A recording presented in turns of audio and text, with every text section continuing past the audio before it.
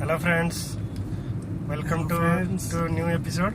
New episode तो नहीं कह सकते बट पार्ट 2 हमारे प्रीवियस वीडियो का पार्ट 2 जो दीपांशु की तो हमारे पार्ट 2 में हम गुड़गांव से नागेश्वर होते हुए द्वारका नगरी तक पहुंचे थे। पार्ट 1 में पहुंचे थे। हाँ, अब हम द्वारका नगरी से चल दिए हैं और अब हम पहुंचेंगे बाबा सोमनाथ। ओके, सो दीपांशु, हमारे ना पार्ट 1 की वीडियो में बहुत सारे लोगों का हमें प्यार मिला है। सो उसके लिए हम उनको तहे दिल से धन्यवाद है आपको। सो हमको ऐसे ही प्यार देते रहना, ताकि हमें थोड़ा मोटिवेशन मिले ना, अपने स्टोरी शेयर करने का, न्यू स्टोरी बनाने के लिए एंड आप लोगों के साथ शेयर करने के लिए। सो दीपांशु, आई थिंक कंटिन्यू कर सकते हैं कि हम पहुंचे थे वहाँ, आप लोग पहुंचे थे कि द्वारका नगरी। सो आप बताइए वहाँ पे आपने क्या क्या किया, कैसे पसंद किया द्वारका नगरी की। आपने मूर्ति की कहानी बताई थी, है ना, बहुत इंटरेस्टिंग। आई नो कि आप लोग भी बहुत एक्साइटेड होंगे इससे आगे सुनने के लिए और इस यात्रा में भागीदार बनने के लिए। बिल्कुल। तो चलो चलते हैं गाइस द्वारका नगरी से अब बाबा सोमनाथ नगरी की तरफ। ओके।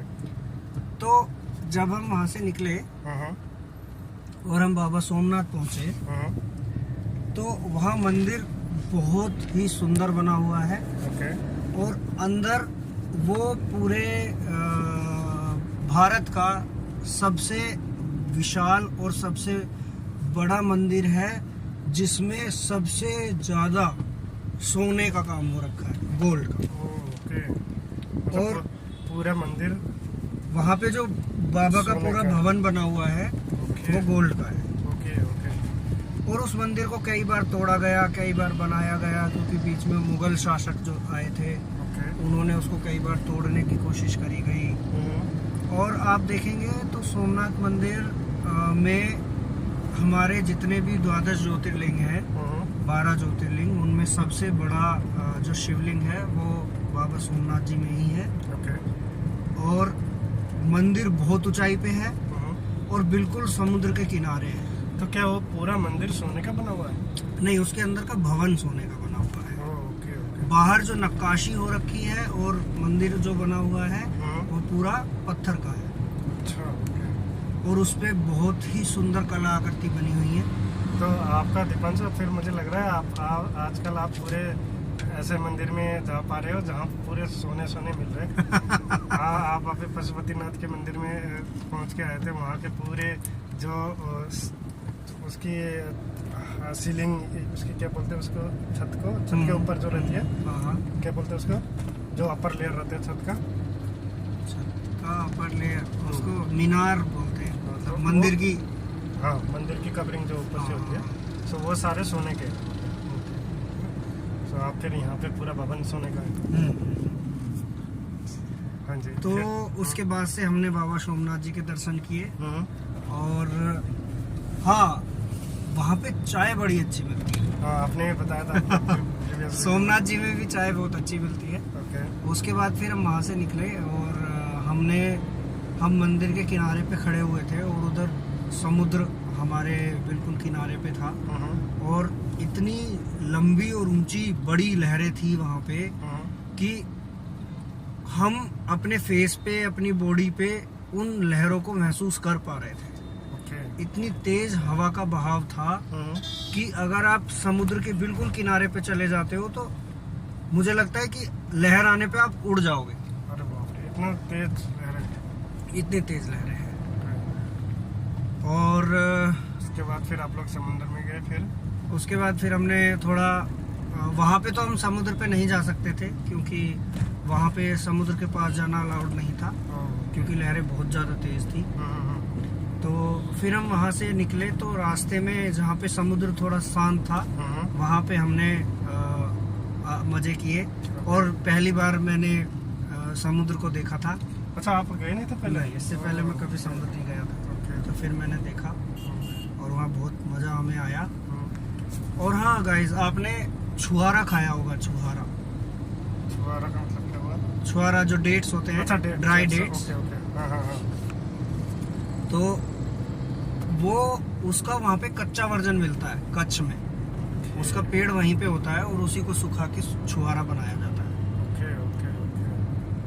जो मैंने एक बार पांडे जी आपको बताया था कि इसको दूध में डाल के खाते हैं। बिल्कुल, नहीं वो बहुत हेल्दी होता है। हाँ।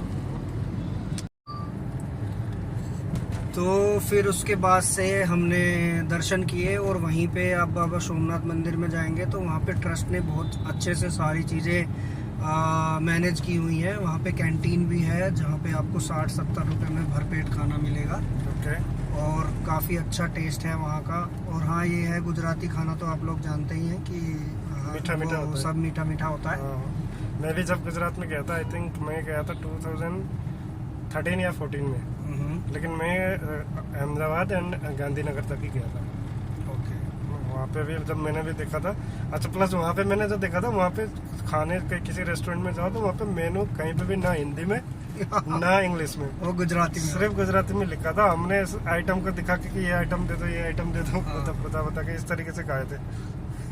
हमारा बिल्कुल अनप्लान्ड विजिट था उस टाइम पे ना। यही होता है वहाँ पे। ओके, फिर आप लोग फिर वहाँ से दर्शन करके फिर वहाँ से द्वारका नगरी से वापस आ गए। फिर हम सोमनाथ नगरी से निकले और फिर हम वहीं पे एक जो गुजरात का सबसे बड़ा नेशनल पार्क है, गिर नेशनल पार्क, हम वहाँ भी गए। ओके। वहाँ हमने बब्बर शेर देखा।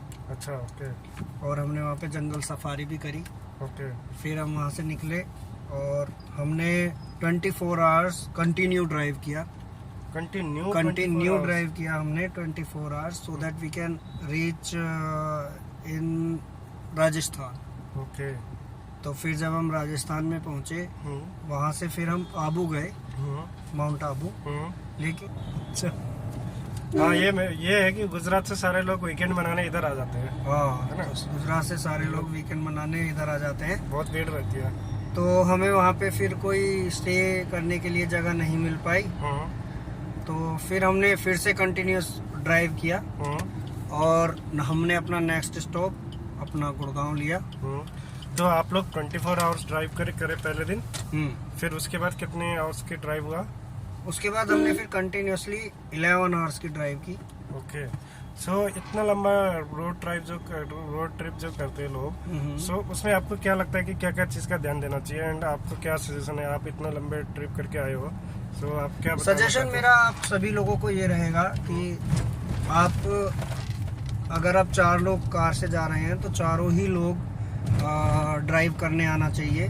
ओके। जिससे कि हम रोटेट कर सकते हैं, जिससे कि हम एक रोटेट कर करके कार चला सकते हैं। तो कम से कम चारों लोगों को ड्राइव आनी चाहिए। ओके। और दूसरा मैं कहूँगा कि आपको अपने साथ जो नेक पिलो होते हैं सोने के लिए, वो कार में रखने चाहिए, जिससे कि जब आप रोटेशन में कार चला रहे हो तो 2 बंदे पीछे सोते रहे और फिर वो आगे आके आराम से ड्राइव कर सकते हैं जब उनका टर्न आएगा। और दूसरा, आपको अपने साथ जैक रखना चाहिए, पंचर वाली किट रखनी चाहिए। ये सब चीज़ें आपको रखना चाहिए कि रास्ते में अगर इस तरीके का कोई मिसहैपनिंग होती है तो आप उससे रिकवर कर सकें। सो हमें अभी बेसमेंट में आए तो नाइट भी वीडियो में लाइट की कमी आ सकती है। ओके। सो आप लोगों की यात्रा फिर मतलब बहुत एक एडवेंचरियस भी रहा, रिलीजियस तो था ही, पर्पज रिलीजियस विजिट था, दर्शन के लिए आप गए थे। तो अच्छा ट्रिप बन गया। हाँ जी।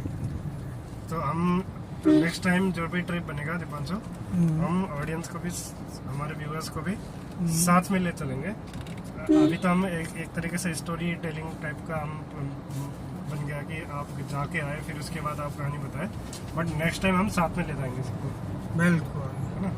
सो जल्दी किसी एक ट्रिप की प्लान करेंगे। सो इतना ही करते हैं आज की वीडियो के लिए, एंड आपकी 30-100 किलोमीटर्स की रोड ट्रिप को यहीं ख़त्म करते हैं। है ना। तो हमारे व्यूअर्स के लिए थैंक यू सो मच, आपने वीडियो लास्ट तक देखा। Thank you so much. Thank you so much. हमें ऐसा ही प्यार करते रहना, एंड प्लीज़ अगर आपने चैनल सब्सक्राइब नहीं किया है तो फिर चैनल को सब्सक्राइब कर देना, एंड वीडियोस को लाइक कर देना, एंड आपके व्यूज़ जो भी है आपके कमेंट्स ज़रूर शेयर करना please. Thank you so much guys, see you again, bye.